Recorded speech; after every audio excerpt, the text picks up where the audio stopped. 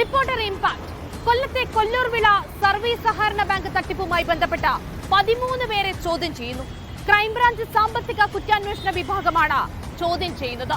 2020-21 കാലയളവിൽ ഉണ്ടായിരുന്ന president, secretary, 13 ഭരണസമിതി അംഗങ്ങൾ എന്നിവരെയാണ് ചോദ്യം ചെയ്യുന്നത്. കോൺഗ്രസ് ഭരിക്കുന്ന കൊല്ലൂർവിള സർവീസ് സഹകരണ ബാങ്കിലാണ് 120 കോടി രൂപയുടെ തട്ടിപ്പ് നടന്നിരിക്കുന്നത്.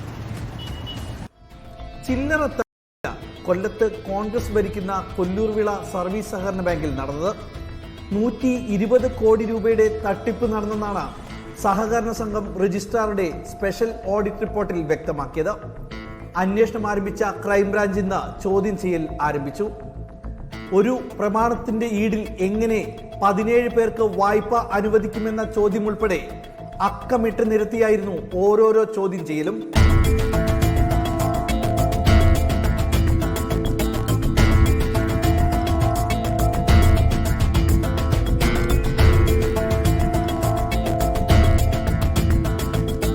ക്രൈംബ്രാഞ്ച് സാമ്പത്തിക കുറ്റാന്വേഷണ വിഭാഗമാണ് ചോദ്യം ചെയ്യുന്നത്. രാവിലെ 10 മണി മുതൽ കൊല്ലത്തെ പോലീസ് ക്ലബിലായിരുന്നു ചോദ്യം ചെയ്യൽ നടന്നത്. ഇന്ന് ചോദ്യം ചെയ്യാൻ സാധിക്കാത്തവരെ അടുത്ത ദിവസം ചോദ്യം ചെയ്യും. Kollam DCC general secretary Ansar അസീസാണ് കൊല്ലൂർവിള സർവീസ് സഹകരണ ബാങ്കിന്റെ പ്രസിഡന്റ്. 20 വർഷത്തിലധികമായി ഇദ്ദേഹം ബാങ്കിന്റെ പ്രസിഡന്റായി തുടരുന്നു.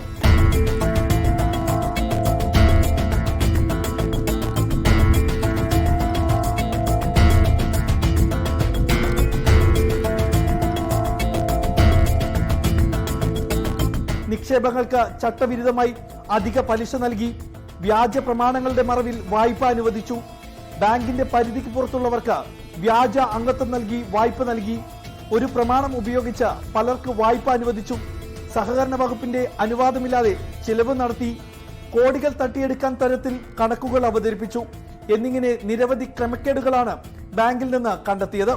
സഹകരണ ജോയിന്റ് ഡയറക്ടർ നൽകിയ പരാതിയാണ് ജില്ലാ ക്രൈംബ്രാഞ്ച് അന്വേഷിക്കുന്നത്. സഹകരണ നിയമങ്ങൾ കാറ്റിൽ പറത്തിയാണ് കൊല്ലൂർവിള സർവീസ് സഹകരണ ബാങ്കിൽ 120 കോടി രൂപയുടെ തട്ടിപ്പ് നടന്നത്. എങ്ങനെയാണ് ഈ തട്ടിപ്പ് നടത്തിയതെന്നാണ് ക്രൈംബ്രാഞ്ചിന്റെ സാമ്പത്തിക കുറ്റാന്വേഷണ വിഭാഗം അന്വേഷിക്കുന്നത്.